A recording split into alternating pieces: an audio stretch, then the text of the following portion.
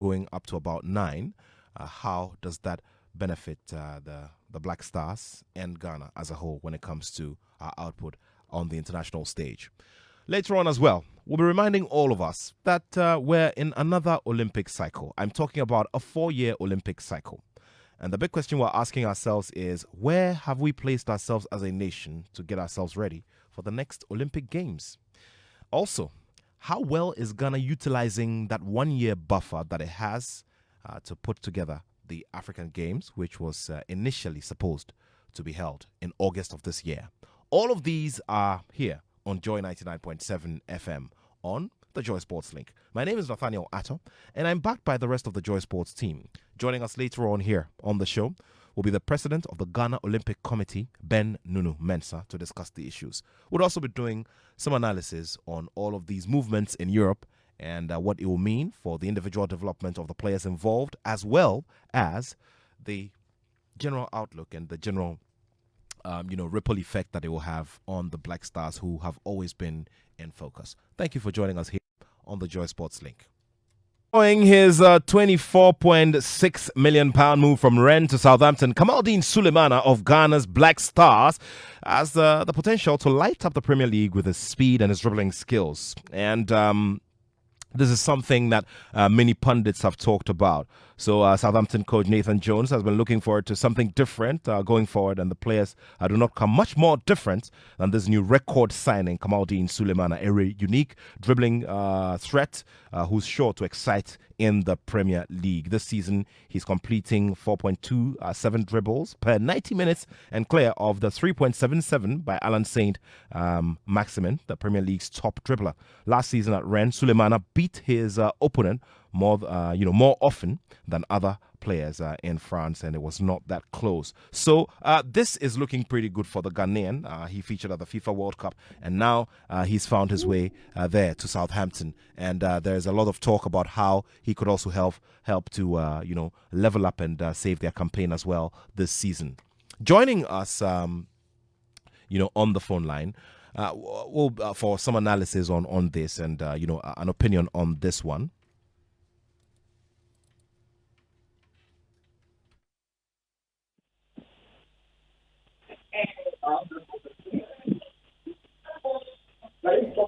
So, Sicho Tram, who normally is on our shows or on analysis, has joined me for more on this particular subject. Sicho, good to have you on the show.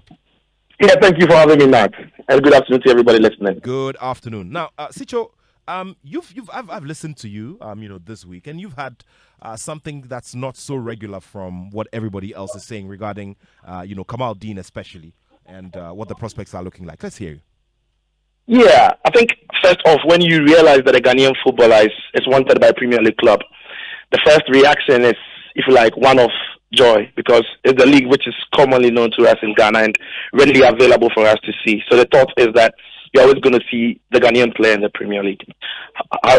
However, you've got to consider the club that the player is joining. And in this case, and what player is joining what club?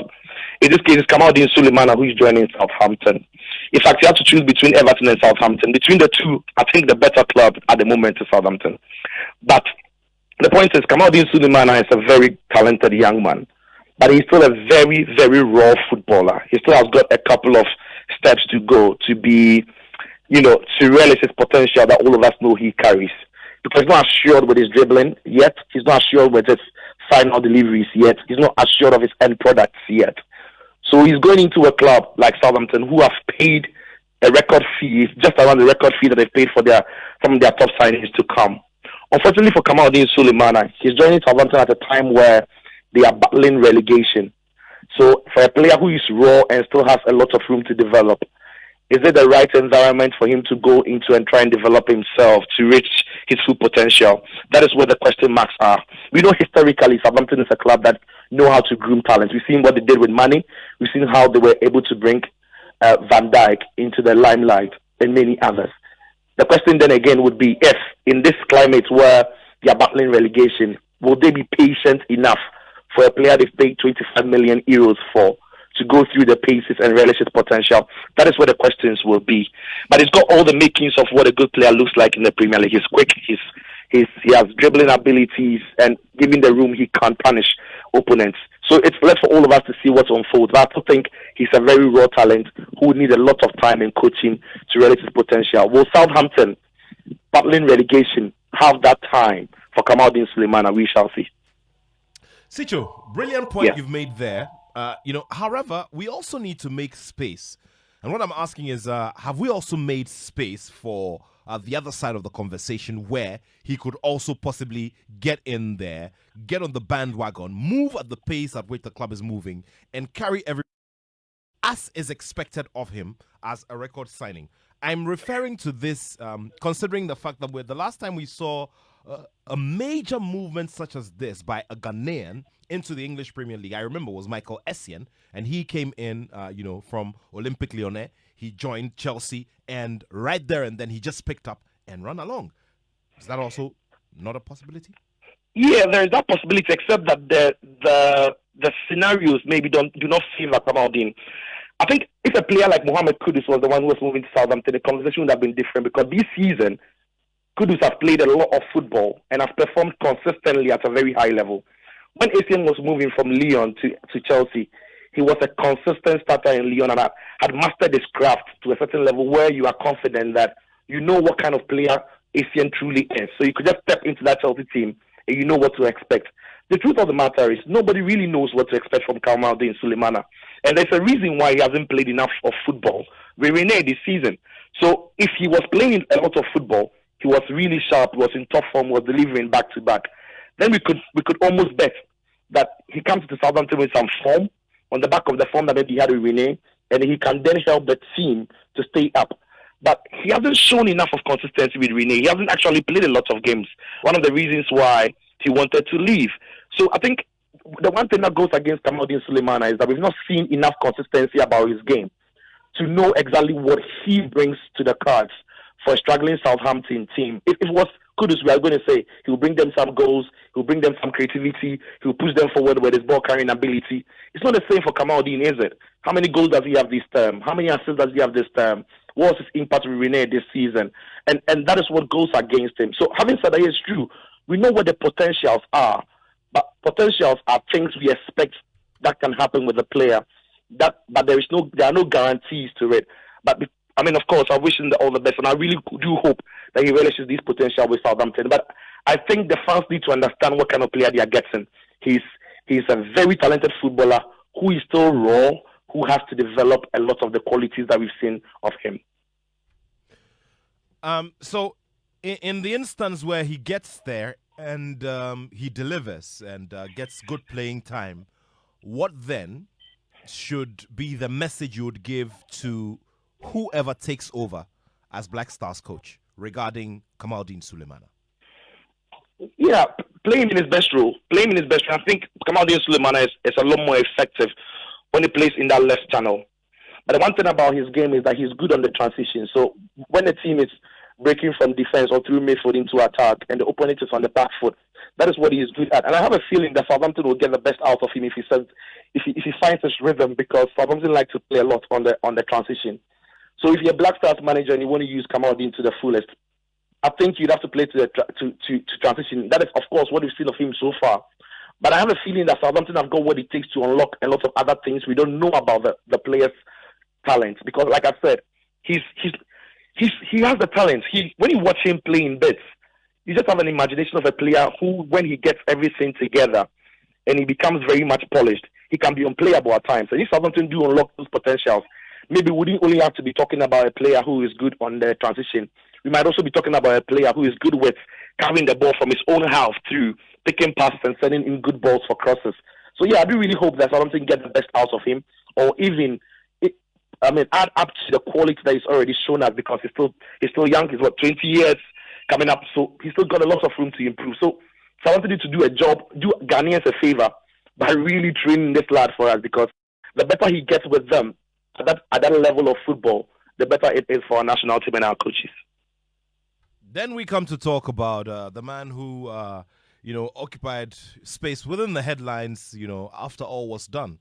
Andre Ayew, days after he had announced movement or, an exit from Al Sadd, he completed a move to Nottingham. And, what are your thoughts on this particular move and what it does for him at this stage of his career?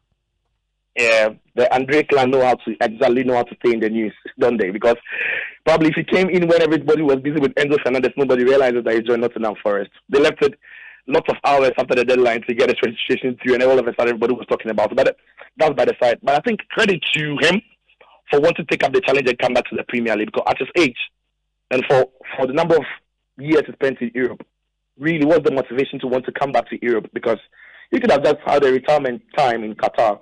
But that is not Andre, isn't it? He always perceives himself as a footballer who has a lot to give, even when many people give up on him. But now he's joined Nottingham Forest in the Premier League. But the good thing for him is he's going to be working with the manager whom he worked with during his very, very successful spell with Swansea City. Andre is not new to the Premier League. He's actually played there for Swansea and West Ham. His time in West Ham was one thing that we would like to forget. Went into West Ham with a lot of money on him.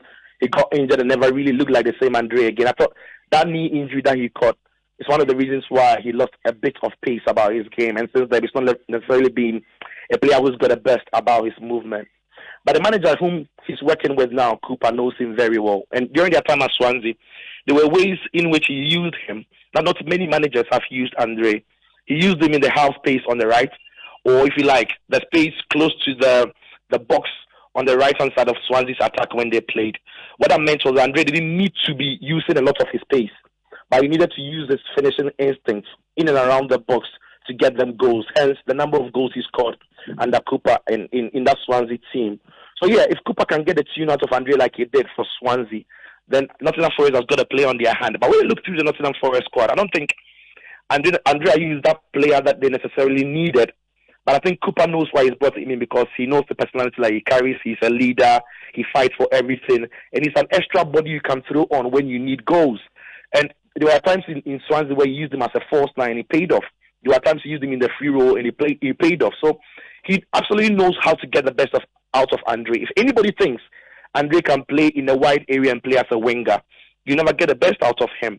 But when you play him in and around the box, he sniffs. He actually has the natural instincts of pouncing in places where the ball drops. And typical example is the goal he scored against Portugal at the World Cup.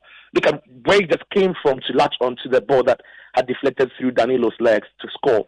So that is the kind of services I think he'll be needed in Nottingham Forest. And that is the kind of area that I think he'll be deployed. And if he gets into those areas and the balls do come to him, you can bet that the captain of Ghana can finish.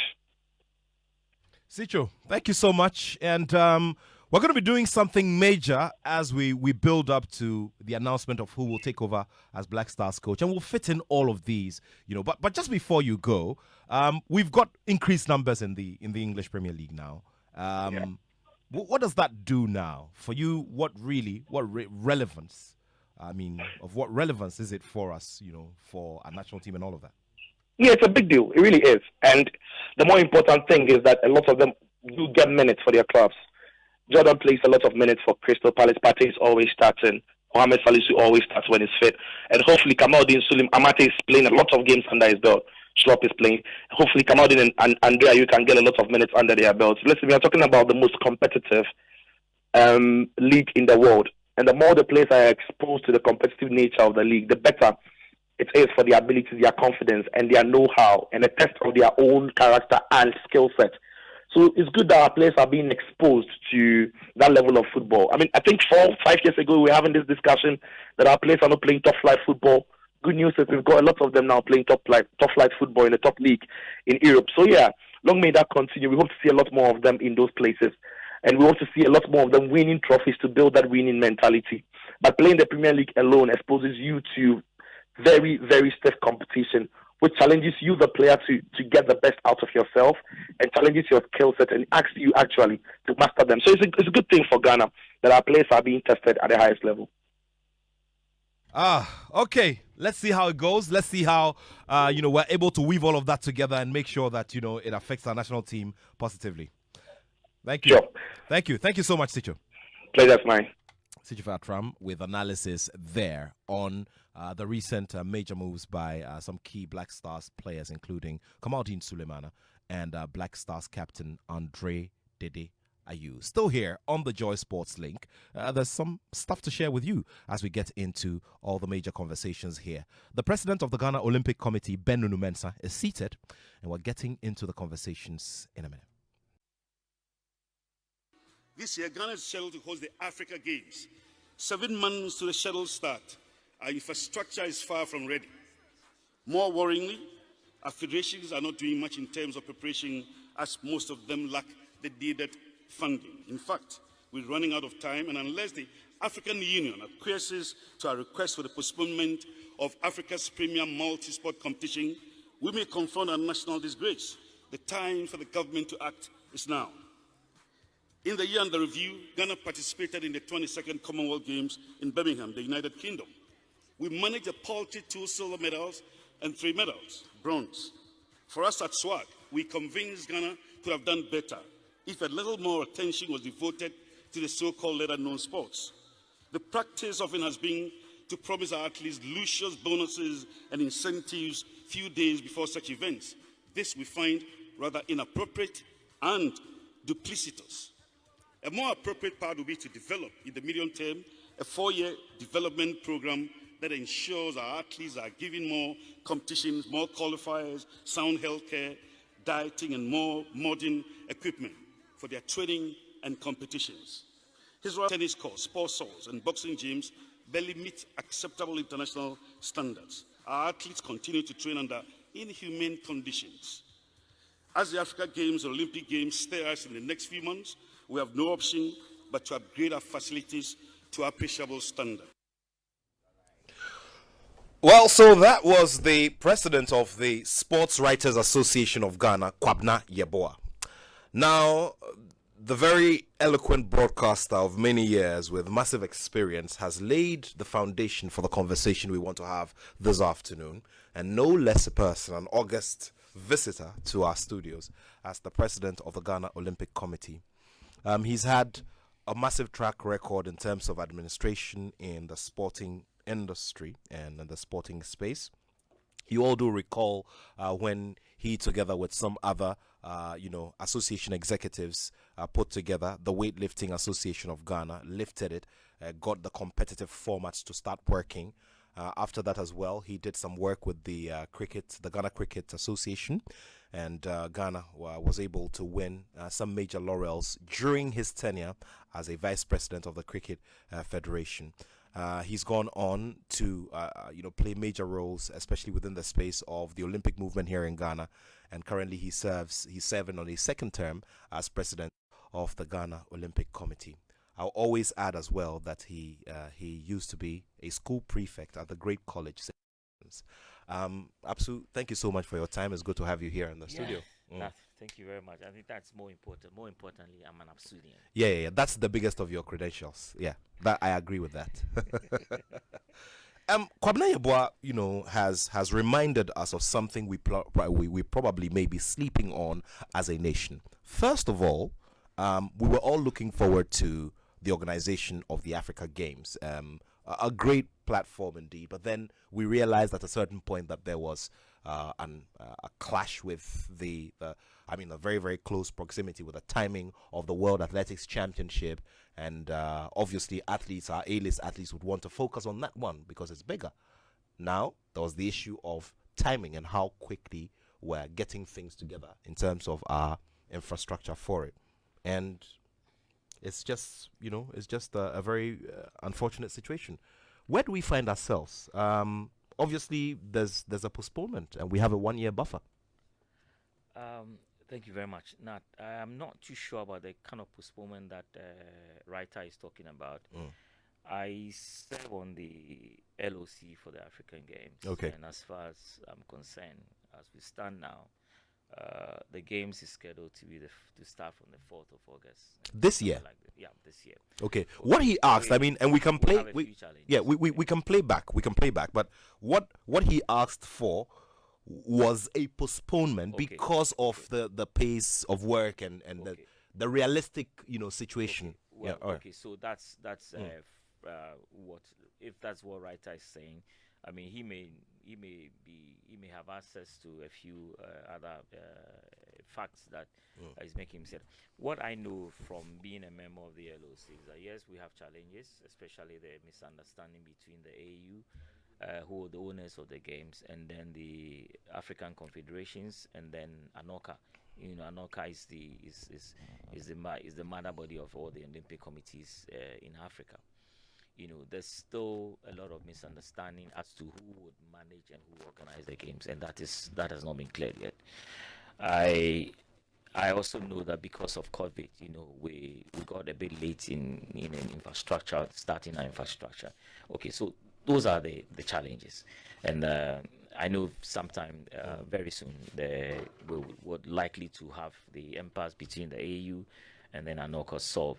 I know there's going to be a meeting somewhere in February and in Addis, and His Excellency the President himself will be there, and I hope that could that forum would allow everybody to solve our problem. President, with your experience in sports administration and with what you've seen over the years, what do you make from where you sit of this unfortunate misunderstanding between ANOCA and the AU regarding who will be organizing these games? Because you look at the global calendar and you look at the way everything is fluid, especially with our friends in Europe and the Americas, where plans are made 4, 5, 10, 15 years ahead of time.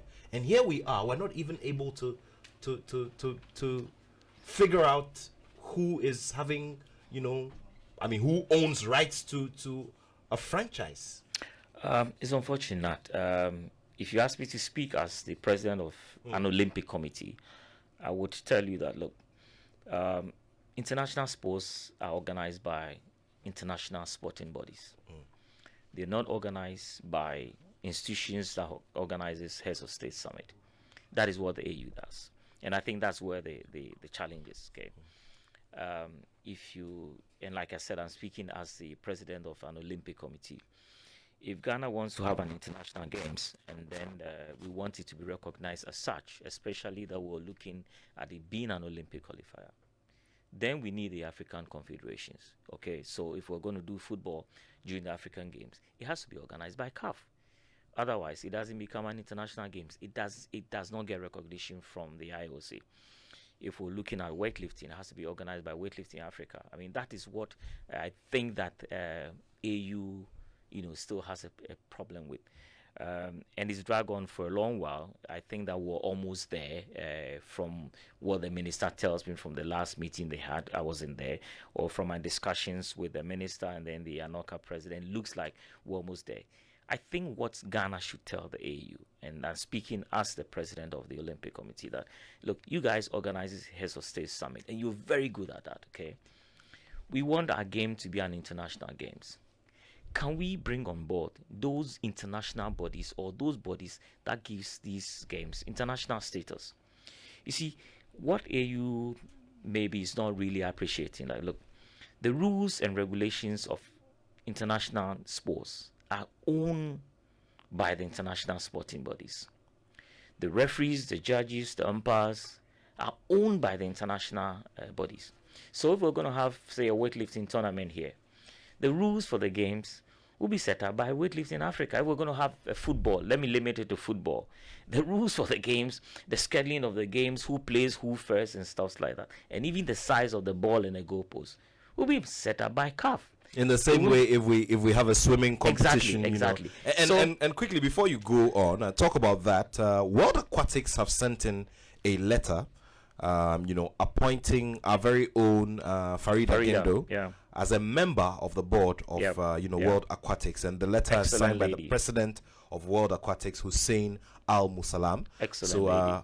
Farida Gendo, this is great in terms of your career progression as an operative within swimming, not only in Africa but around the world. And we'd like to say very big congratulations to her. Yes, and of course, as Farida is the administrative manager at GOC, and Farida is one of our very cherished ladies in sports who's climbing up. And I think it's the duty of all of us as a nation to push our ladies when they're climbing up.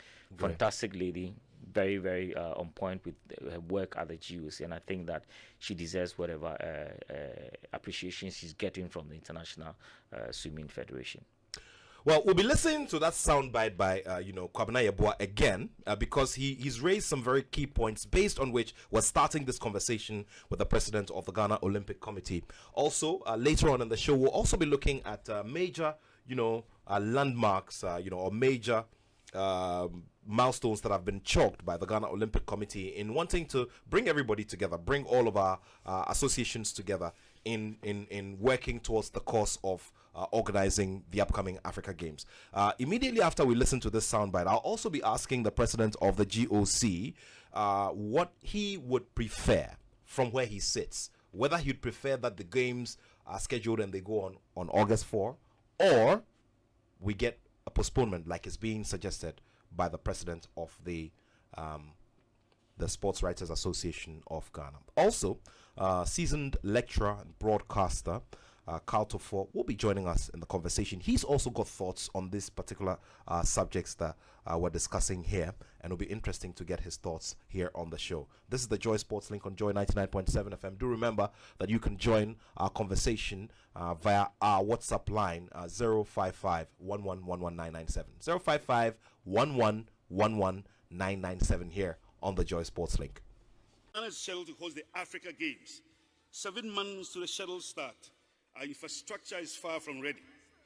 More worryingly, our federations are not doing much in terms of preparation, as most of them lack the needed funding. In fact, we're running out of time, and unless the African Union acquiesces to our request for the postponement of Africa's premier multi-sport competition, we may confront a national disgrace. The time for the government to act is now. In the year under review, Ghana participated in the 22nd Commonwealth Games in Birmingham, the United Kingdom. We managed a paltry 2 silver medals and 3 medals, bronze.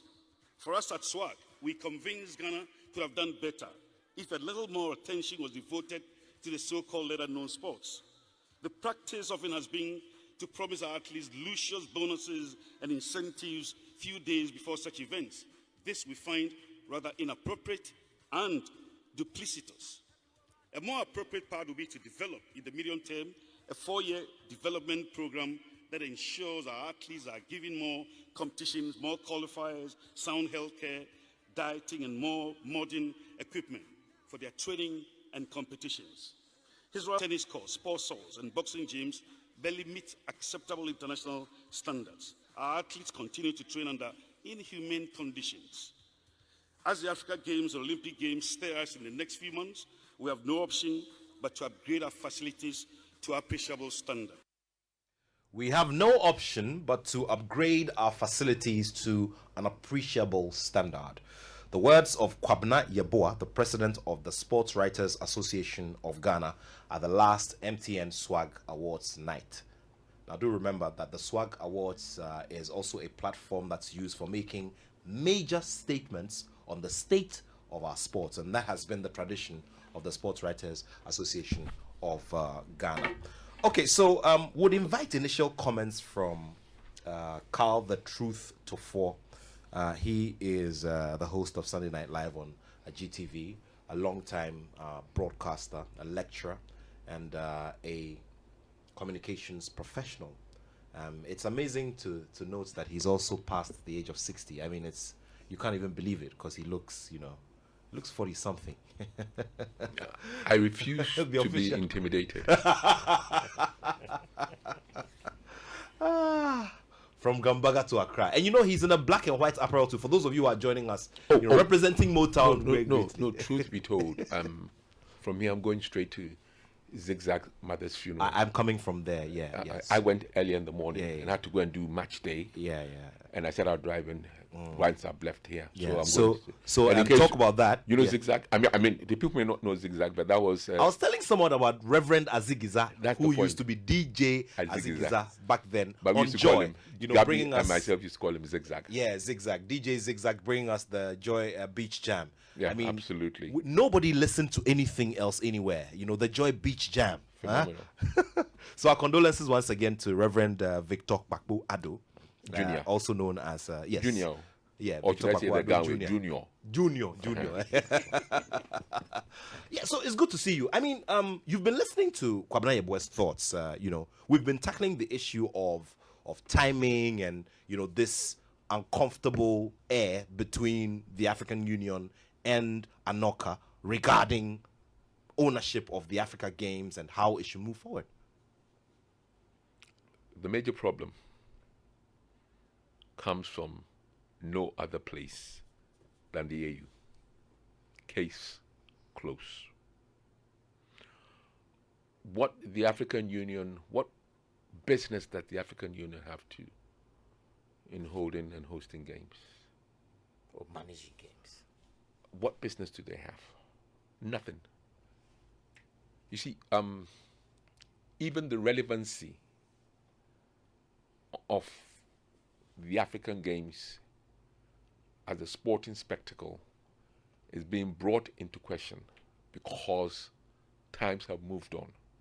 The purpose in which it started in 1965 is virtually no longer relevant now because, apart from the Western Sahara, all the countries on the continent have been liberated.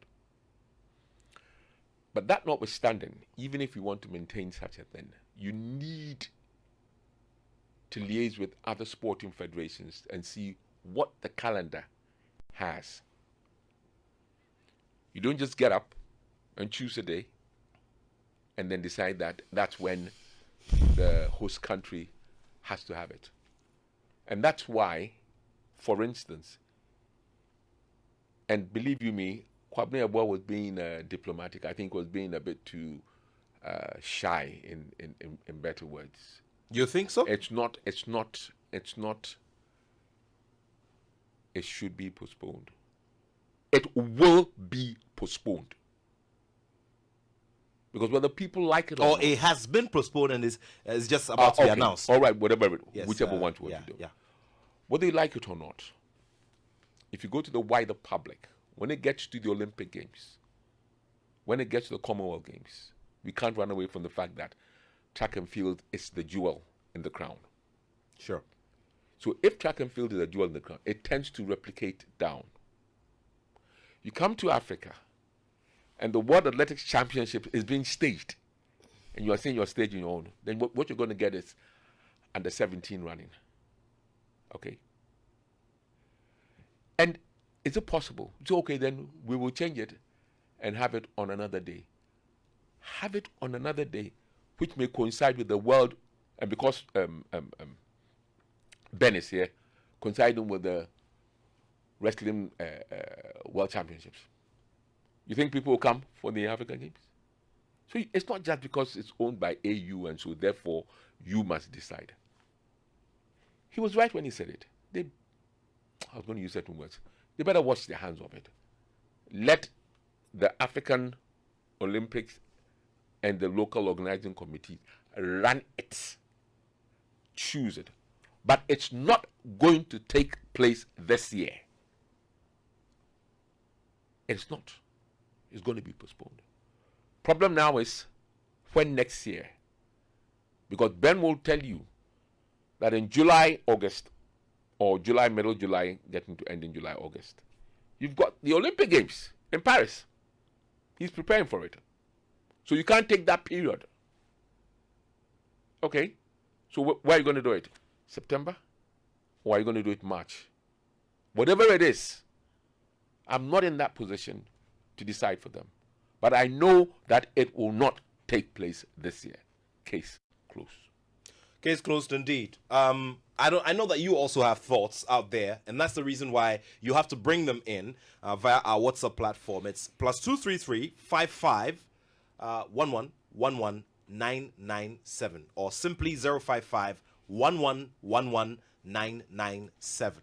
So, President, it's pretty simple. Carl says, listen, it should not happen this year because, these are the dynamics and this is the reality staring us in the face. It shouldn't happen this year. Well, Carl is quite experienced when it comes to how games are organized or what needs to be done before games are organized. So I guess he's speaking from his so many years of experience of going to various games and knowing what is done before games, and so I definitely agree with what he said. But as to the emphatic, it's going to be postponed to. I think we will have to leave that to the LOC or the ministry to make that decision. Obviously, there has been challenges, and when I spoke as the president of the Olympic Committee, I was going to add that, look, I've gone to games, I've seen how games are organized, I've been chef de missions, and I know what we need to put maybe a year before the games, 2 years before the games, and the reality is that we're way behind even in our engagement of the other countries who are going to take part. And this is because there hasn't been any clearly defined lines as to who we're dealing with, which body we're dealing with in which country. Normally for games like this, is the NOCs in the various countries that would normally take charge. But the AU came up with a model which they sold to the LOC, where, like the sports authority or the ministry in the various countries were going to spearhead that. And that is not what it is done, in modern games now. So obviously that also created a bit of challenge, a bit of delays in terms of our engagement with the other countries that we're expecting. In terms of infrastructure, yes, COVID was a huge contributing factor. So work didn't start when we really wanted work to start. And I'm sure you also know about the global, delivery chain. There's a lot of problems. So obviously, the contractors are also a bit behind on some of the infrastructure that has been done or should have been done and should have been delivered. Ideally, for games of this nature, you want your infrastructure to be done 6 months before the game, so that at least you can have a few test events. That may not happen if we're going to do the games in August, because I know we still are way behind in some of the things we're doing. But despite all these challenges that we've had, I think that once we were over with the main problem between the organizers, the owners of the games, and then the AU, and once the ANOCA and the confederations come on board, you will see a fast tracking of these challenges that I've mentioned. You see some of these challenges being addressed in record times, especially in terms of the infrastructure. I'm saying if African swimming comes on board today, things will be done much faster than it's being done. If boxing came on board, if African athletics came on board, things will be done much faster than being done now. So that is why I keep saying, as the president of the Olympic Committee, that it is about time the AU realizes that, yes, this is not our specialty. This is not what we do. There are people in Africa who are good at that. Let's just leave it to them, let them do it. If that happens after the meeting in Addis in the middle of February, I am sure we'll see an acceleration in the preparation. And maybe, just maybe, we may be able to meet the deadline and start in August. But otherwise, there's a good reason if we have to postpone, because we don't want to host games and bring people in here when our infrastructure is not ready, when our engagement with the other countries are not ready. These things takes a lot of time. So if it's that it has to be postponed because we want to do it, well, then so be it. But for now, as we speak, and as I speak, even though I'm not entitled to speak on behalf of the LOC, but as a member of the LOC, we're working towards the 4th August opening ceremony. Let's also, before you bring in that point, Carl, it also just brings the realization that there's a lot of work to do on the brand of the Africa Games in itself, considering all these things that are happening, because the expectation, the regular expectation will be that the Africa Games will be as big as the Africa Cup of Nations, the kind of relevance that the Africa Cup of Nations has. It'll be much bigger. I think it's important for us to realize, one, when you are hosting multi-sporting event, there's a need to have some level of marketing. Tell me, in Ghana now, have you seen any marketing telling you that is coming up in August? No. Any billboards, any posters, any banners? Not at all. Not at all. Because the lack of funds means the infrastructure are not ready. And with all due respect, and this is where I really feel for the LOC, but with all due respect, you want people, and Ben spelled it out. You're not going to test run the facilities? When are you going to do that? 6 months to go? We're in February. We're not in January again. It's a no-no. It's an absolute no-no. I can see Kwabena Japan's billboards. I see Attoh Efrie. I see Kojo Bonsu. When is that one taking place? Not December? Yeah. Even 11 months, I'm seeing those things. I'm not seeing the same thing here. By God's grace, courtesy of Ben sitting here, I went to the Commonwealth Games. Granted, I got there a day or two before it officially started. Granted, I'd already done my homework and found out from colleagues, media, people, ordinary people who were staying there, that already those things had started coming up 1 year before. 1 year before. Banners, posters, and whatnot. You ask Ben again. When Prince, which one was it? Edward? Or whichever one it was, is coming to the hotel where Ben and the rest are staying. The roads are blocked. Your pass that takes you everywhere did not allow you to even go and see Ben at the hotel until the Prince had left.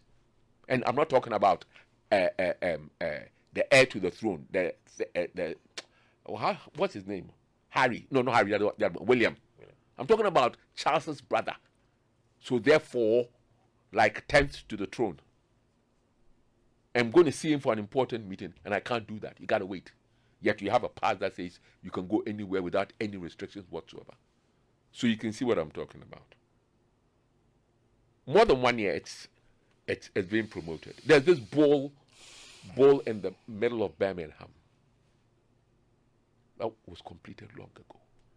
Test run. That's the key, or those are the key words that are important. Test run. And how can the LOC test run when you haven't even completed the facilities? Track and field was going to take place at Legon. Have you been there lately? Yeah. What do you see? I know I shouldn't be asking the question. What do you see? Well, I leave it there. Yeah. I leave it there. I get where you're coming from. Now, So, Ben. Now let me speak a bit on the marketing, because I serve on the marketing committee under Mr. Gedilai. Okay? Very well. One challenge that runs across everything that has to do with the games is the impasse between the AU and if we're going to market and sell a product, you need to brand it well. We need to know what dates the games are going to happen. Absolutely. There's a lot of challenge that makes it impossible for you to even start going to sponsors and saying, this is what I had, because you don't even know what you have. You have no idea the shape and form the games is going to take. So it's very difficult to even go and market it. Okay, what we've started, a few, myself, Dr. Kwamban Aku, and then the chairman of the marketing subcommittee had discussions with the airport company. We've had discussion with DDP, and maybe very soon you'll see maybe a few mascots being put around, but the question will be, what dates is the game going to happen? There's so many things that has not been firmed up, so it's very difficult for us to do that. Listen, I was going to use certain words. They are in serious trouble. I'm talking about Ben and the marketing committee. And I highly respect those who are wrong. But when your hand is tied behind your back, what the heck do you do? I'm sorry for using those words. Let me withdraw. What do you do? You have no idea of whether it's coming on or not. But I feel it's not coming on. You have no idea of the date. How can you go branding, go screaming from pillar to post? And all this for me takes me back to 1999, or not 99, 2019 or 2017, when we first got the games. I'm beginning to wonder why we even bid in the first place. I'm beginning to wonder. Because the subsequent events that have taken place, the COVID, we cannot run away from it. It caused some dread. Then there's the current financial crisis that we have. Then there is the debate on whether we should continue with the free HSA, because that takes quite a chunk of the budget. And I sit down and I think about the poor sports ministry. I can't remember what year it was. Which year was it that we had 22 billion cedis for sports?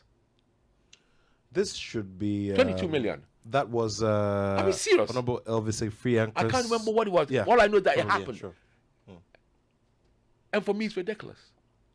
If you want these games to come on, you better start paying contractors. Let them start finishing the job as it's expected. But more importantly, let the LOC know where it's standing as per the games. The poor guys are hanging in limbo. They can't speak. So it's left to people like us to speak. Journalists to speak. But that's the problem I also have with this country. Because the journalists focus too much on football at the expense of the other sports. Okay? Yes, I love my football. I don't joke with it. Yes, I watch English Premier League. Yes, I watch Ghana Premier League. Sorry, Bet Power Premier League.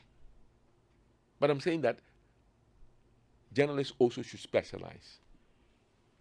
You, as the who's sitting here, there's nobody in this company who knows boxing more than you.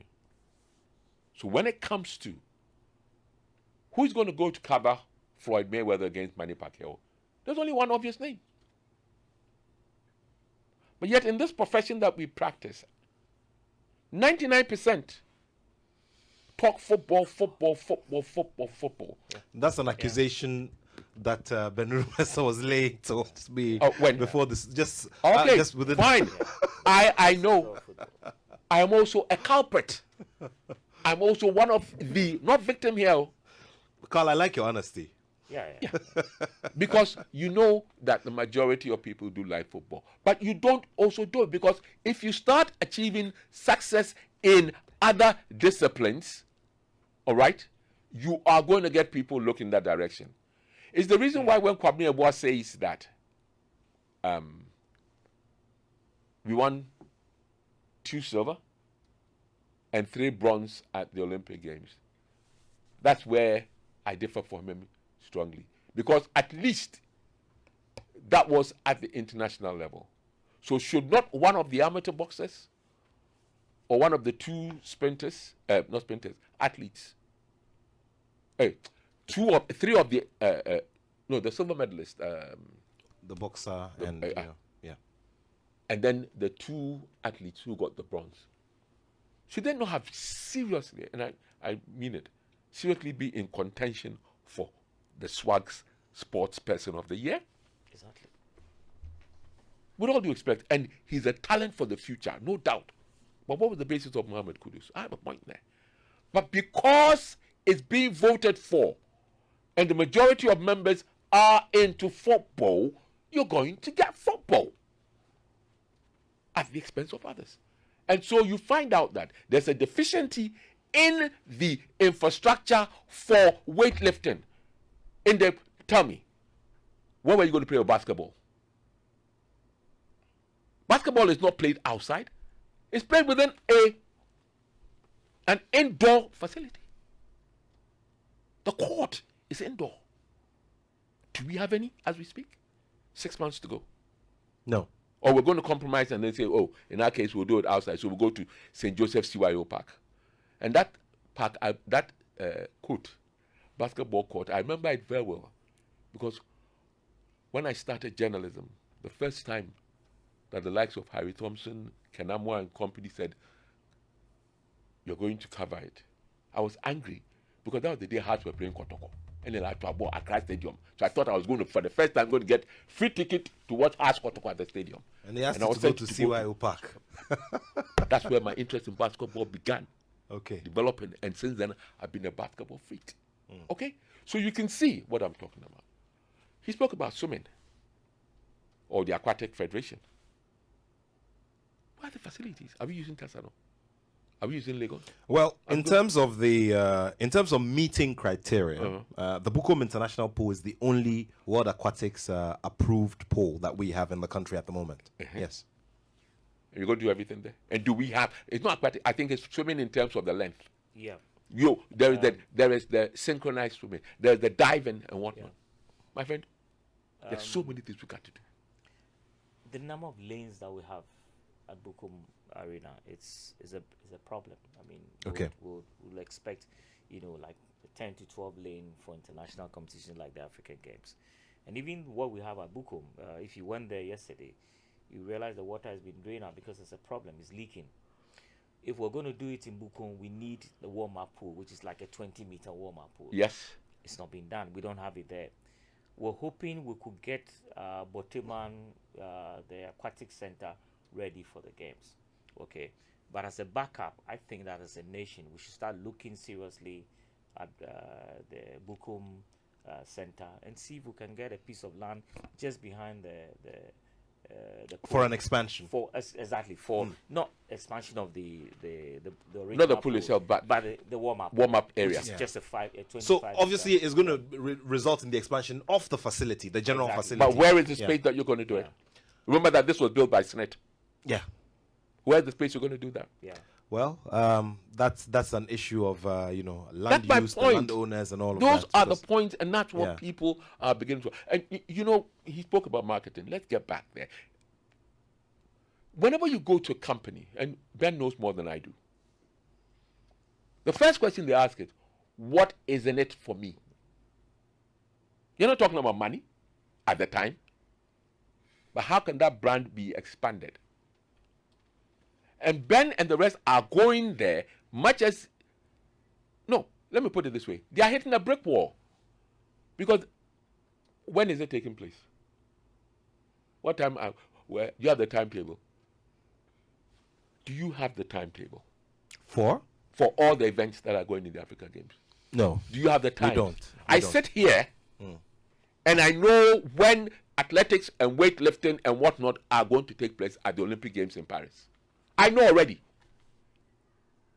I sit here, I know. I know which events are going. You don't even have it. That's a worry, that's a problem. Let's not please mince words. I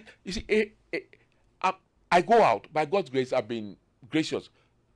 He's given me the ability to go out and see other things. And I go out and I go and speak about Ghana. And then I become the laughing stock because those who know say, particularly within the sporting fraternity. And you sometimes go to BBC understudy. I'm talking to the former Martin Davis. Carl, have things improved there? You have a stadium where the media center in the stadium is being occupied by fans. There is no control. Ask him. Commonwealth Games again. How dare you? You ain't going. You ain't got a pass. You ain't going. World Championship was even worse. Athletics. This is where Bawa Hussein is. This is where Francis Dodo is. It restricts them there. Finish. You don't come to media center. Even GOC President, World Ghana Weightlifting Federation President, even he had certain restrictions. What helped Ben had to be with the fact that because he was going to be presenting at various sporting events, so he got certain passes for certain areas. And of course, Carl Tufo would tag along. Yeah. After all. Yeah. After all, off record. And Off record. It's on the record. I got him to meet a Ghanaian there who took us for dinner. Absolutely, we need to travel together, I watched you on the on the podium. It was a great point of pride. Away from everything, presenting these medals to these athletes who had excelled. And in a bit, we'll also be listening to Benjamin Willie Graham, who is a seasoned commentator. He's with GTV Sports Plus. He's also been on a few international assignments, just like some of my colleagues here, and he's also got thoughts on these subjects. I mean, our main guest here, Ben Nunumensa, has been speaking about issues of scheduling and issues of day-to-day organization and execution of multi-sport events. And it's very important to also take it from the perspective of those who have been in the situation, seen how things are organized, to the letter at the very basic level, so everybody can understand where we're all coming from in this conversation. Remember, you can also send in a message, 055 111 Good afternoon, Nat. My man Carl has said it all. But my question to Carl is, does he know the whereabouts of Papa Pains Hill? Yes, I do. Yeah. This is from Dagadu in Abasime. He's been in the state of Minnesota, the town of Minnesota in Minneapolis. I don't know which is which. He's in Minnesota anyway, and he's been there since February 1996. All right. And to preempt somebody from asking where Kofi Opariado is, he's also in the same state since 2000. That should leave it there. Well, as we go along as well, we'll be taking a look at what what's been done in terms of rallying the Ghanaian sporting federations, together and along, so they could all achieve the same purpose or the similar purpose of delivering when it becomes necessary at the time when we get to when we get towards the games, eventually when it comes off. We'll be discussing all of these here on the Joy Sports Link on Joy 99.7 FM. Main guest here is the president of the Ghana Olympic Committee, Mr. Ben Nunumensa. He's here joined by seasoned broadcaster and lecturer and communications professional Carl Attoh. In a bit, we'll also be joined by Benjamin Willie Graham of GTV Sports Plus. Well, still here on the Joy Sports Link on Joy 99.7 FM, and we're taking a look at how well Ghana can make use of what looks like a one-year buffer if it is eventually communicated that the Africa Games that Ghana is supposed to host will not come off this year or will not start on August 4 as has been scheduled. Benjamin Willie Graham has also joined the conversation. Ben, good to have you. He's also the Deputy Communications Director of the Ghana Olympic Committee, of which Ben Nunumensa is president. Before that, let me do this message from Koku Mauli Nanegbe. He says, Nat, is it not true that for that our unpreparedness to host the All Africa Game? Okay, let me do this again. Okay. So, Nat, is it not true that for our unpreparedness to host the 2023 Africa Games, our leaders and authorities are asking ANOCA and AASSC to take the games to 2024? Government must come clean.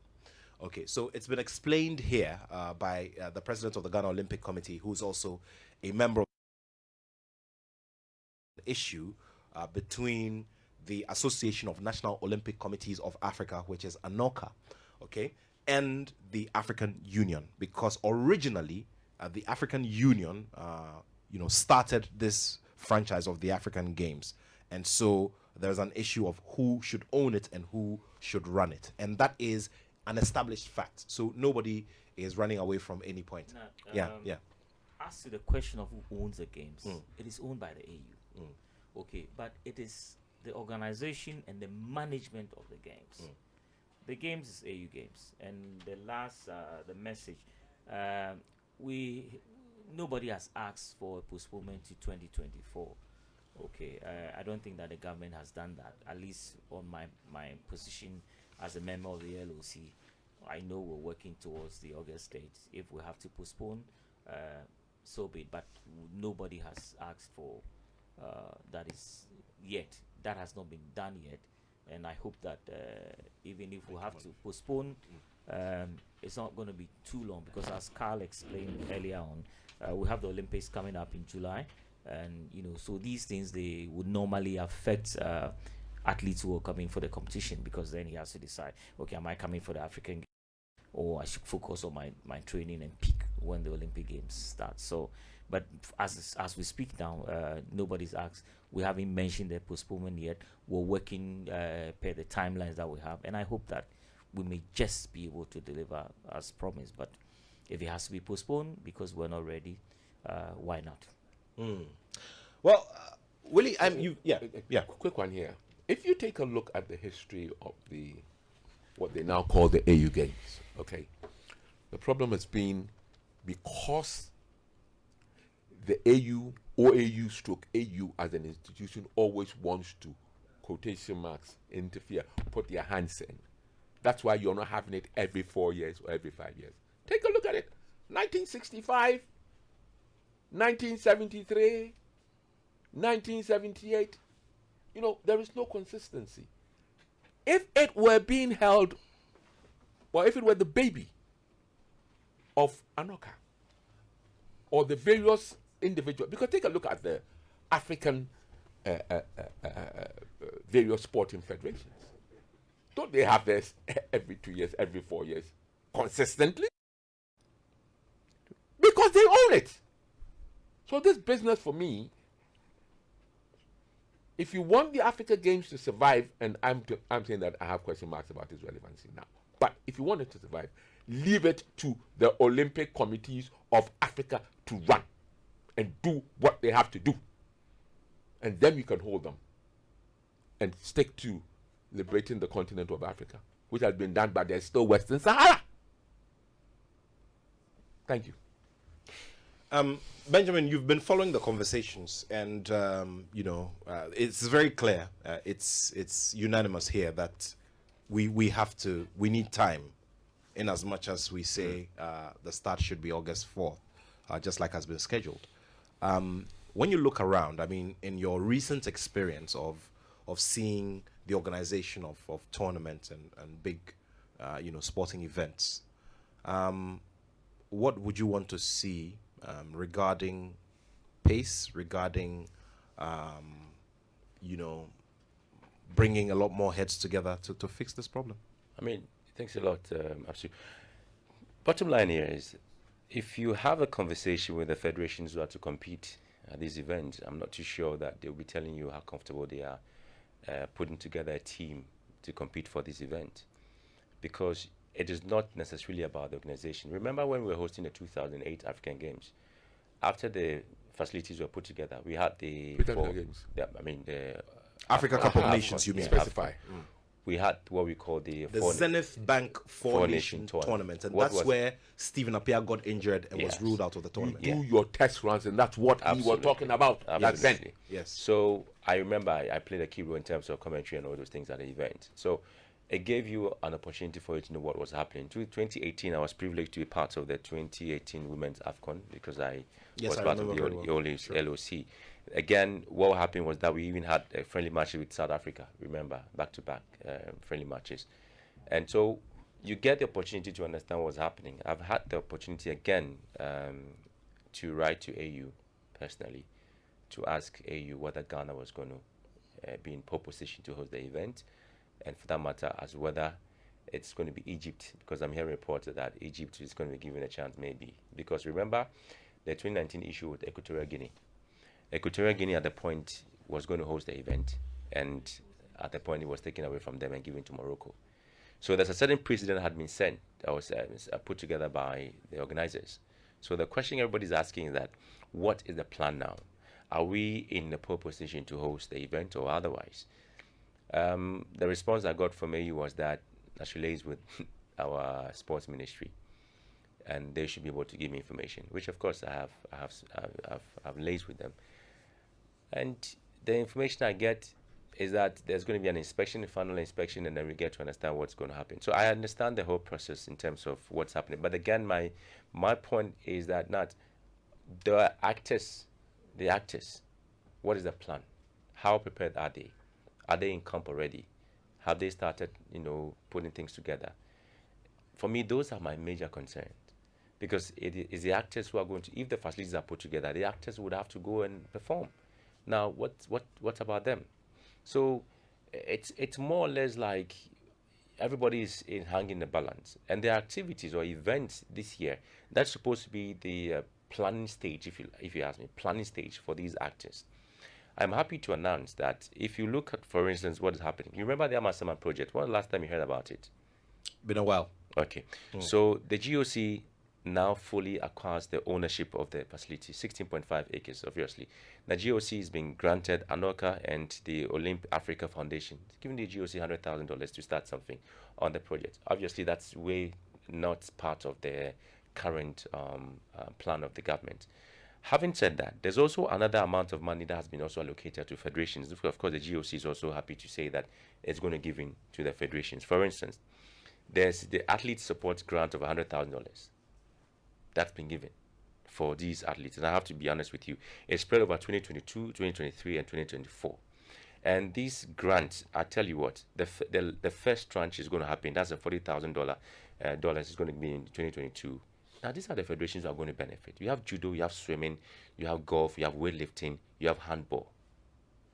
These federations are going to benefit. Can I have aught against you?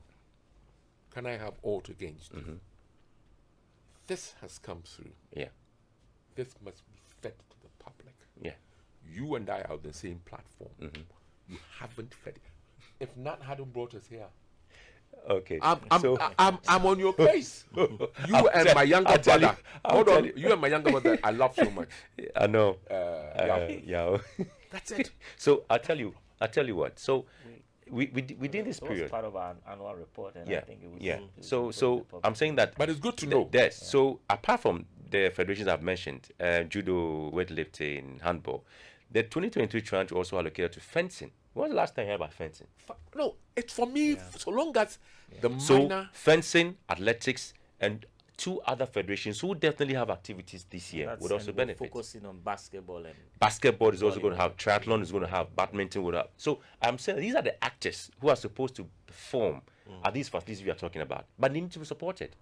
So if Ghana Olympic Committee goes out of its way to secure this funding and say that, we have these events coming up, we need to support our federations, that is going to be given to the federations. That's not what government is also going to do. But GOC is trying to put everything or pull everybody together and say that, listen, we have events. Now, Nat, apart from that, do you know that this year alone, 2023, we have events coming up? The Youth Commonwealth Games is happening in Trinidad and Tobago. We have that happening. We also do have the Africa Youth Games also coming up. We also have the Africa Beach Games also happening. So there are a lot of events that are supposed to prepare these federations and athletes for the main games. Big question now is, with all of this and the background that you've given us, the funding that has been made available through the Ghana Olympic Committee, what have the federations done in terms of reaching out to the GOC and also submitting a roadmap or a blueprint regarding how they're going to move or how they're going to get themselves ready if the hypothetical situation was that August was still happening? now let me first clarify this fact. The GOC is not responsible for the national teams. The national teams are taken care of by the government, Very well. by the ministry. That's why when Black Stars are playing, they take their budget. What we do is to do the extra, is to support Facilitation. government. Exactly. No, Yeah. to support government, whatever funding we can access from Anoka or wherever, our sponsors or wherever we can access. So, But what before you Ben go was on, basically saying- obviously you're playing a role of facilitation, which is the extra thing you've talked about. Exactly. And so that's why I'm asking about, because if funds are available, obviously somebody has to come and make a case to you why they should also benefit from that. So that's the angle from which I'm coming. Exactly. So that is what we are doing to support the national teams. Okay. I know the LOC had met the various federations and asked for their budgets, for their timetable, for competitions that they want to go to, so that the LOC can source funding from the ministry to support them. I'm not too sure how many of them have had that benefit yet, but this is the plan that the LOC has. We had assumed, or we had projected that by the end of 2021, we'll have Team Ghana, and I think that's where you're heading to. Okay. Ideally what we should have done now is, by now we have our Team Ghana, so the footballers, the cricket players, the badminton, the weightlifting, we should by now know these players or those who are going to represent Ghana at the August Games. Okay, and that is where we've also kind of delayed a bit in putting together Team Ghana. But if we're able to do that, then the state or the ministry can now focus on spending money or funding that Team Ghana, that small Team Ghana. So what I think we should be doing now is, as quickly as possible, get all the federations to present athletes who will represent Ghana if the games comes on in August. And then the ministry can focus on preparing these teams well. If those that have to go outside for camping to go and train, for instance, if it's table tennis, and we think that, look, let's take our athletes to China to go train and build capacity in China, why not? If we have to take our boxers to Hungary where they have facilities, so this is what we should be looking at and doing now. Okay, when he mentioned about fencing and Big Brother Carl said, fencing has an African championship, sometime late February, thereabout. Okay, and it's being hosted here in Ghana. Being hosted here. Sure. Nobody's talking about it. Just to play the fact that people will speak about football, but these least finance disciplines have activities as well. So the media should also focus a little bit in promoting and projecting these other disciplines. I just want to add one point before my seniors come in. So last year I had the opportunity of being in France, courtesy the Aunt Sophie and then the French embassy. And I again had the opportunity of visiting a place called INSEP. So if you check INSEP, it's more or less like a sports facility or one of the major sports infrastructure, or the facilities that they have. They got athletics, it's got all the federations we have in Ghana. They are housed in one particular place. It's like maybe if you talk about Winneba Sports College.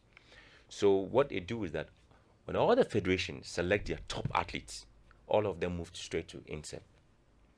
Judo, wrestling, everything, hockey, swimming, everybody.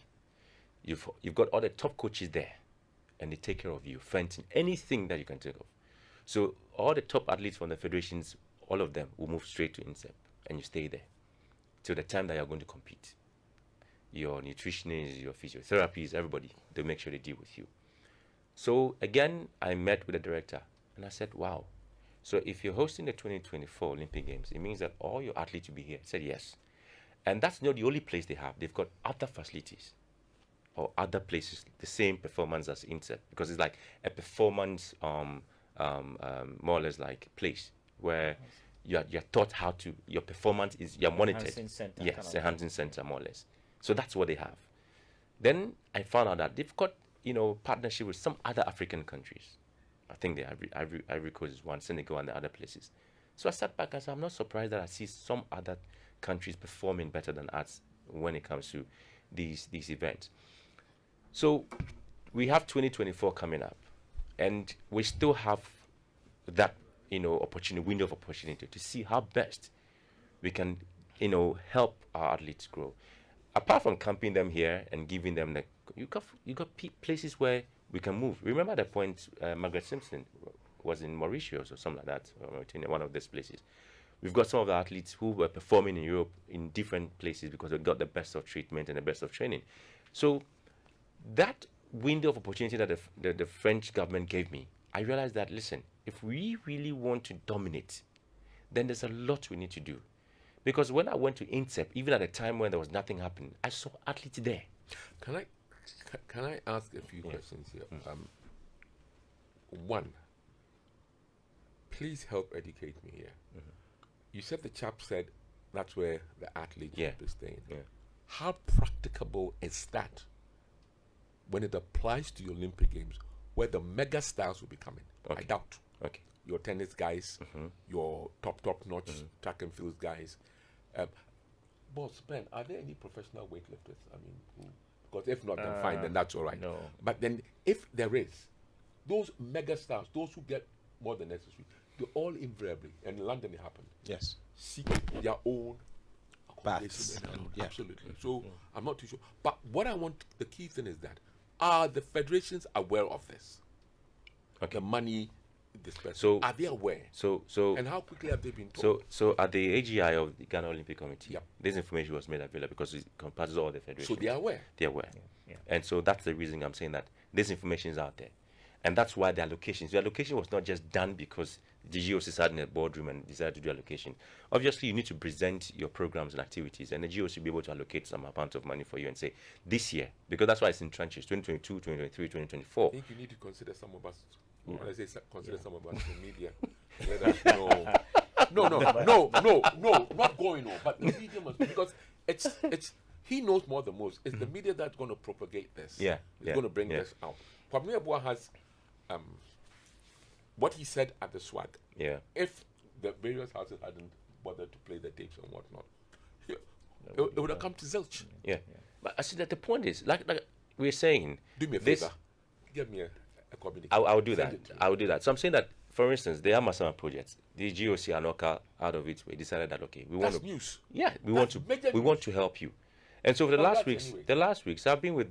I mean, I always call him Abe.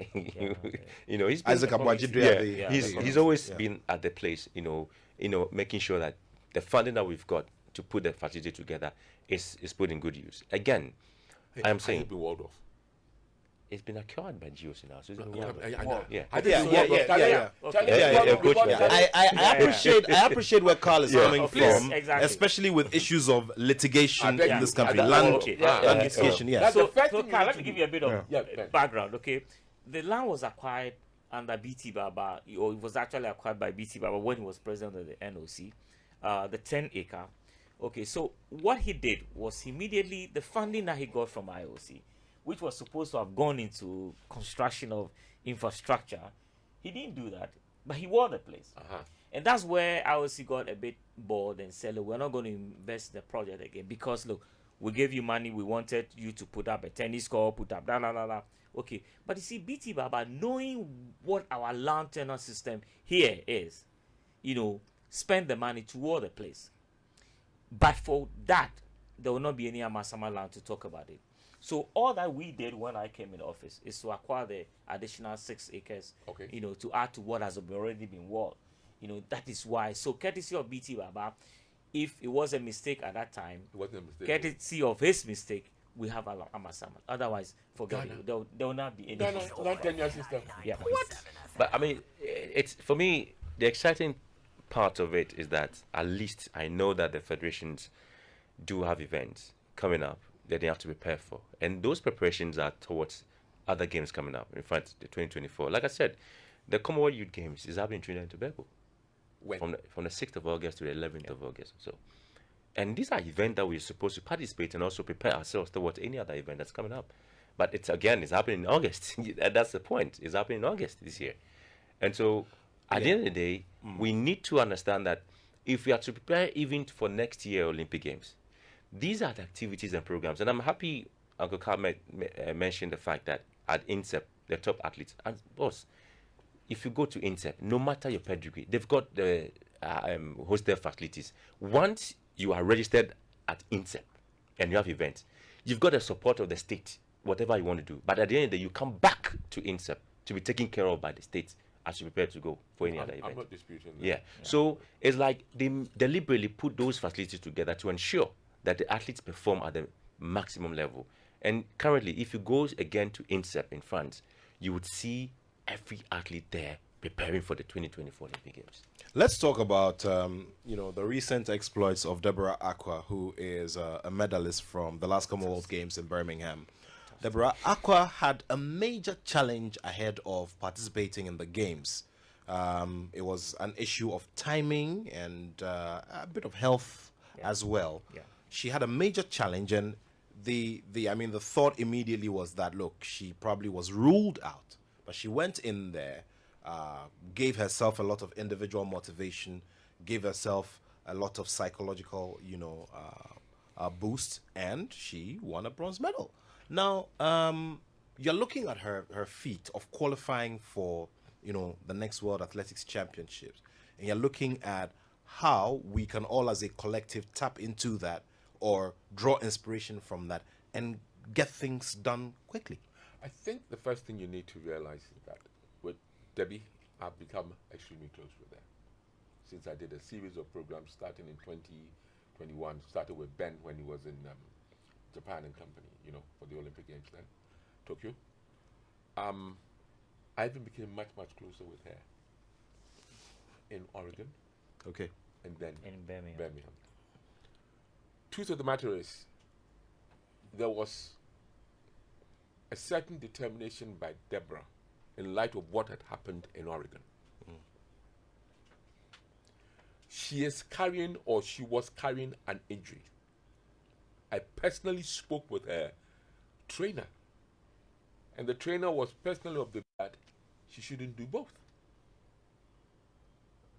He was prepared to let her do the worlds, but Debbie can be tough and obstinate, and as an elite athlete, you need to understand that criteria. So, in her taking her first jump at the Commonwealth Games, 6.94, it was over, more or less over and done with. It had to take the third jump from the Nigerian for her to get there. It wasn't so in Oregon. First 3 jumps, no jumps. And so Debbie had to move out. But Debbie's own is a lesson to Abigail Quatin and to Rose, the one who won the gold medal at the high jump in Mauritius. Your boy, I remember the name. I think so. I remember the name. She's now, by God's grace, gone to the States. Obviously, she's going to get better facilities. But Debbie's own should not be used as the yardstick because there were extenuating circumstances. And so, if there is an athlete who needs to move forward, first and foremost, you are aware, Nat, that when you do the 6.94 already qualified there because you should have done a particular distance or second in terms of duration for whether track or field event over the past 18 months. So if you backtrack it, she's already in the World Athletics Championship. If she does it at the Worlds, or she betters her national record at the World, then for the Olympic Games, she already would have qualified. That's what it is. And that's where people should understand. So it's not a case of, did you do it this year? No. They track it back. And that's why Ghana has qualified for the 4x100. The 16 top nations. You take it back. Other little things that I can put across concerning Debbie and her, what she has lined up. I'll tell you the truth. I think she's got a good coach. I don't know much about him. I've met him only once. But I think he's more concerned about her than necessarily, quote, Ghana. So long as Debbie makes it, whatever she was, quotation marks please, whatever she's going to be earning, but the man Charlie, he will be earning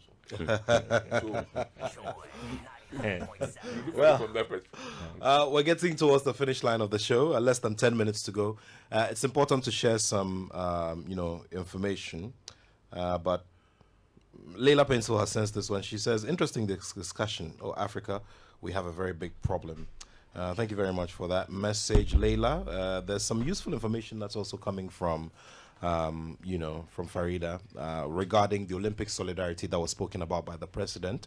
And so for the 2024 games, there's some team support. And so beach volleyball would get $30,000 US, and the Black Queens will get $45,000 US. Exactly. There's also 10 athletes from 5 disciplines who have started getting support from the IOC, which is so I'll be going through the list. It's $750 US per month per athlete until 2024. Yeah. And so 2 from athletics, 3 from boxing, 2 from swimming, 2 from weightlifting, and 1 from judo. So this at least is refreshing information coming in. There's a message from Collins Opoku, who's listening to us through Sky FM in Sunyani. He says, unfortunately, I think that if Ghana is given 10 years to host these games, we can't because we lack the facilities.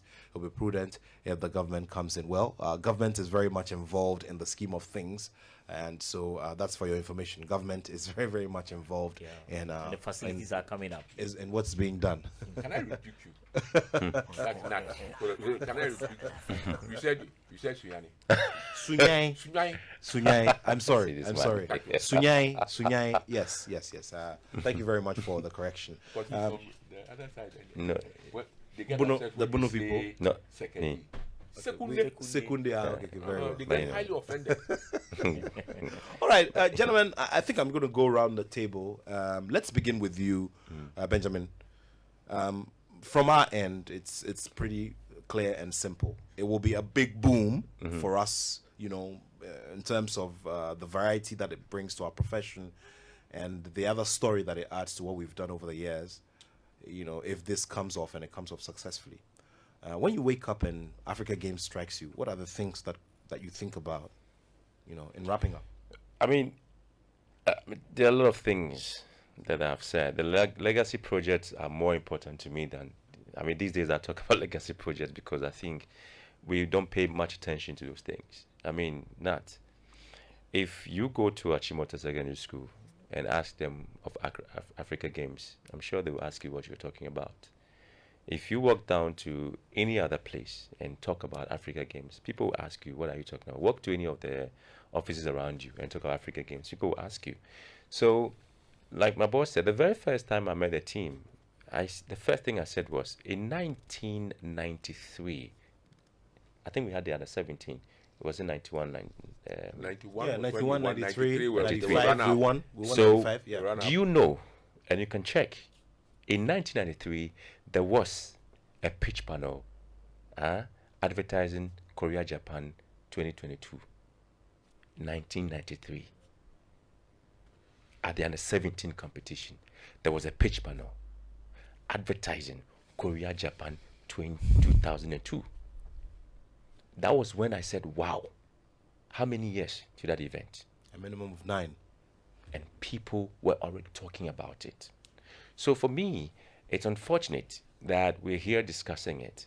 It clearly tells me maybe we want to do the last minute thing because people say Ghanaians are noted for last minute thing. Let's just hope and see. Maybe we'll get there. Call the truth to fall. These are desperate times. Very desperate times. If the games are to go on, I, as an individual, would seriously think twice before going to cover them. I think I would rather sit at home, not at home, I'd rather sit in the studio and anchor, because whatever has been done